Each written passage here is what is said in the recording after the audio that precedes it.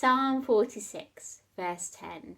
Be still and know that I am God. Certainly one of the most popular and well-known verses in the Bible. It's been put on plenty of bookmarks and pictures. I have some and I love them. And it's for very good reason that that's the case. For me, like many, this verse has been a source of strength and comfort. When you hear this verse, what images come into your mind? For me, my imagination fills with serene, peaceful scenes, a babbling brook through lush green forest, the gentle lapping of waves against the sandy shore as the sun sets, a beautiful English country garden with dappled sunlight, leaves rustling in a gentle breeze.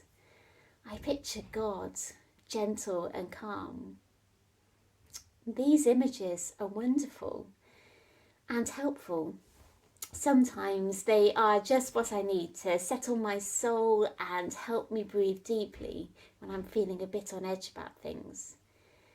It can be a gentle call to rest. But I think, as is so often the case, it's worth looking at the verse in context.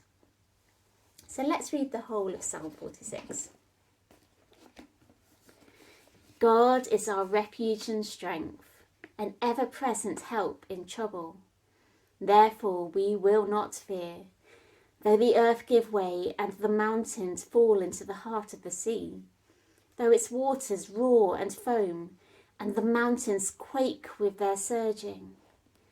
There is a river whose streams make glad the city of God, the holy place where the Most High dwells. God is within her, she will not fall. God will help her at break of day. Nations are in uproar, kingdoms fall. He lifts his voice, the earth melts. The Lord Almighty is with us. The God of Jacob is our fortress. Come and see what the Lord has done, the desolations he has brought on the earth. He makes wars cease to the ends of the earth. He breaks the bow and shatters the spear. He burns the shields with fire. He says, be still and know that I am God. I will be exalted among the nations. I will be exalted in the earth. The Lord Almighty is with us. The God of Jacob is our fortress. This language is intense. It is so far from the peaceful settings that had filled my mind. Here there's a battle raging around. There are earthquakes. Mountains are falling. God's people are at war. And actually, when I think of situations I've been in, sometimes they have been battles. Sometimes things have felt like there has been a violent storm swirling around me, and it's been hard to see a way out.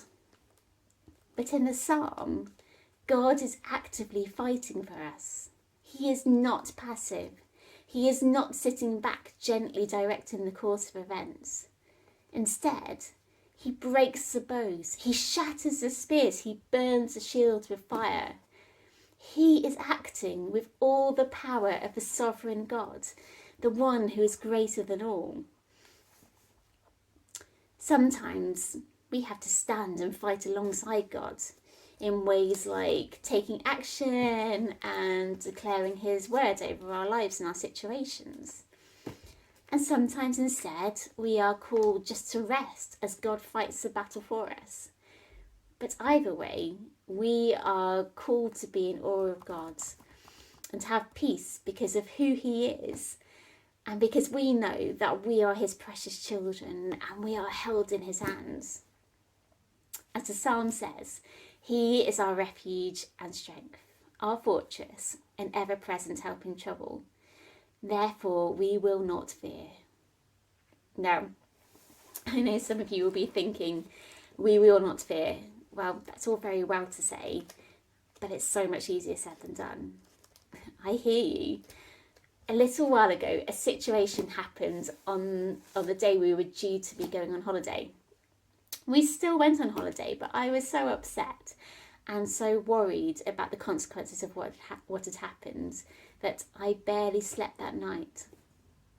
The next day, in what I am sure is not a coincidence, I saw "Be still and know I am God" in so many different places. Devotional entries, social media, even posts on the HBC WhatsApp group. Lots of different unconnected sources. So much so that I was certain that God was speaking to me. I'd like to say I was immediately at peace, but actually I was tense and anxious for much of the rest of the holiday. I was definitely not a shining example of "therefore we will not fear." But do you know what? God resolved the situation, possibly miraculously so, and the things that I had feared didn't come to pass.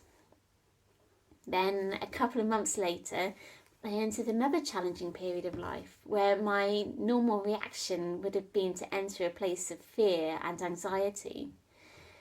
But this time, I chose to start remembering all the times that He has rescued me. And I remembered who He is: the Almighty Lord, ruler of all, our refuge, our strength, and our fortress. And I was filled from then on with the most supernatural peace, a peace that could only have come from the Holy Spirit. I knew that whatever route things took, that He was there looking after me, protecting me and fighting for me. My natural reaction in life is to want things to be resolved immediately. But sometimes we have to be patient.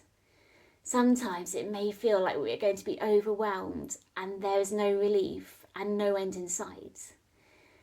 But if we learn to trust in God, to not reduce Him to how we think things should work, but instead be confident that He is managing perfectly every single aspect about an infinitely big picture, then we can truly be still and know that He is God.